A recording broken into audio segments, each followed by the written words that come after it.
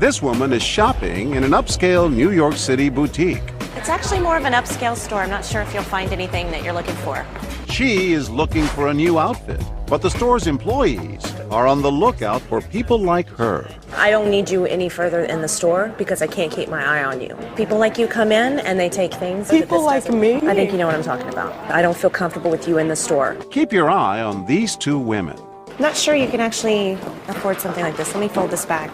The more offensive the sales clerk is, Ma'am, people like you, they can't afford stuff like this. the more they keep their attention on the merchandise.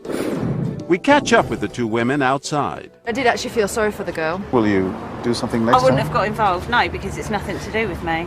But she needed your help. Someone has to sound the alarm. But I don't know her. The two customers have just witnessed a type of discrimination so common that researchers have given it a name: shopping while black. In a recent survey, 60% of African Americans say they have experienced it. And sadly, it has all the makings of a perfect what would you do experiment. In our scenario, actors portray a store clerk, a security guard, and a shopper who we dressed up and down. She is the target of the abuse. We wanted to see if any of the other shoppers will do anything at all. Our base of operation is in one of the shopping capitals of the world, Soho in New York. And we find practically the only store willing to experiment with something so controversial: a women's boutique called Un Pomela. People like you come in and they just slip things in your bag. What You is- have big what is jacket and people like everything. me? I think you know what I'm talking about. If you need to shop in Harlem, go shop in Harlem. You're not shopping in our store. Inside the store, the harassment continues. Put your arms out, please. It's not the first time, I'm sure. You know what I'm talking about. Excuse me, I've been searched and I'm just a shopper. Did this happen to you? No response here. And just seconds later, she's back to primping. What is your name? Are you the manager? Yes, I'm just doing my job. You're doing a horrible job, okay? You treat me like I'm a criminal. Watch this couple. They've been browsing right next to our actors. And you're really disturbing them. They should know that they shop in a place where paying customers get frisked. I'm the only black woman in here. Right. And I'm the only person this is happening to. Exactly. Our security guard tries to draw the couple in. I don't go to your neighborhood. Why don't You don't go to leave our my neighborhood. You Yes. don't even know where I live. Sorry, guys. Sorry, That's all right. guys. Did y'all need help looking for anything? We're just looking for something that she might like. But not a word in defense of our shopper. And we couldn't believe what happened next. Have you guys ever experienced something like that? It's just crazy. What's that? With someone like her coming in, and I mean, she looked very suspicious. I had two ladies like that come in last week. It just looks like they're gonna do something. You know? Probably to play the black card, right? What did he just say? You know? Probably to play the black card, right? Yeah, I guess it just seems like it's more black people than it is than others. We're doing an experiment on racial profiling, and it was all a scenario we staged called What Would You Do? I felt so bad though. Suddenly, it seems, he changes his tune. Called What Oh, Would I You felt Do? so bad though. Well, she's okay, but it could have been real. Do you feel it was your role to step in and defend her at all? Would you have defended me? Yes. Meanwhile, back inside the store, Why do I have to leave? I didn't do anything wrong.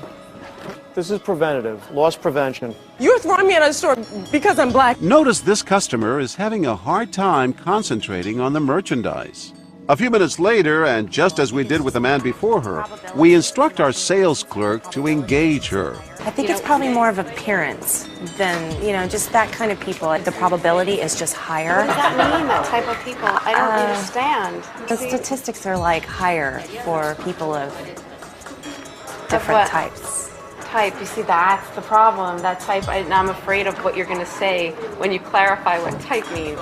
Yeah. That's really disturbing But to me. it's the facts, and I think it's just... Oh my goodness. You are saying what I think you're saying. I wish you would just stop asking me about this and talking to me. She's so upset, she begins to cry. It's time to introduce myself. Hi, I'm John. I'm John Quinones. I'm the reporter with ABC. Do you know this is part of the experiment, right? I was just told that. We didn't want you to be that upset. We did want to find out how people would react and what should they do and what should they say, because this exists. You know, racism does exist. I'm so glad this is not real. Thank you. Ma'am, your type comes in here a lot, and I just need My to make type? sure. Yes. This man and his family have a front row seat. Yes. Yes. No, sir. I've had trouble with. Maybe they've heard a little too much. You're upscale. She's not. You know how embarrassing it is to do this to her? Yeah. Why are you singling her out like that? Because look at her. Look at her. What? I've tried to Let's protect go, baby. this store. Let's go. Sir, Stung by the insults, he tries to leave, but our sales clerk won't let him go. we had this happen last week, and I need to make sure that it doesn't happen. It comes out of my pocket. Listen, I'm not stating that you shouldn't do your job, but the way you're doing your job isn't right. So how would I do it if you don't need to be working here if you don't know how you would do it? He's finally had enough. But you should apologize. That's cold. That's sick. That's sick. Excuse me, sir. Hi, I'm John Quinones. Man, I can't talk right now. I know you're upset. You know what this was? You know what this was?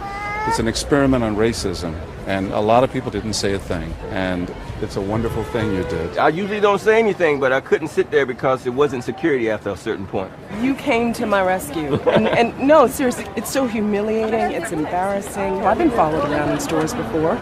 I have to be conscious of the way I dress before I go shopping. Almost 100 people witness our scenario and less than 20 intervene. It was clear from our experiment that people of color feel the most strongly, but we were surprised by some of the other folks who decided to step in. I just don't feel comfortable right now with you in the store. I'm sorry, and I can't subject them to this. I think you should put in a complaint. Sorry, as somebody who's shopping, you've done nothing wrong. I've had people like her come in, and this is what happened. I need you to frisk her, please. She's done nothing. I'm just I have not done anything wrong. Turn around. I've got to get you in the store as a customer. Our security guard ignores the women's pleas and moves in. Put your arms out.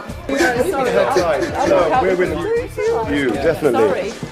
And just like that, the two women decide to leave the store and take our shopper with them. And an entourage of angry customers follow. She's been completely humiliated by this woman. Outside, the crowd is so caught up in the moment, they begin talking to our camera crew, not realizing they're part of our show. What should people do? Well, I think she should put in a complaint for one thing. I have a confession to make. What's that? This is all part of an experiment on racism. She's an actress.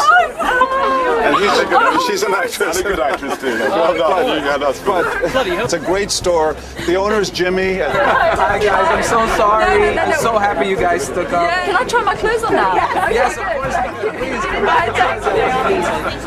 back.